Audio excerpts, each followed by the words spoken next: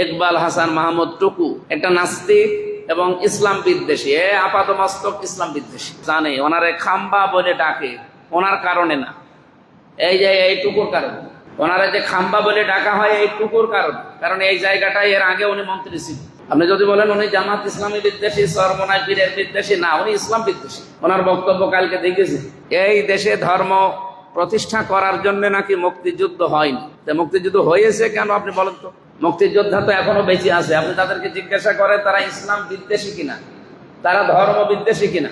এর আগে তারেক রহমানের যে সমস্ত নামগুলো বাংলাদেশে ছড়ানো, বিশ্বের মানুষ জানে ওনারে খাম্বা বলে ডাকে, ওনার কারণে না, এই যে এইটুকুর কারণে ওনারা যে খাম্বা বলে ডাকা হয় এইটুকুর কারণ এই জায়গাটায় এর আগে উনি মন্ত্রী ছিলেন।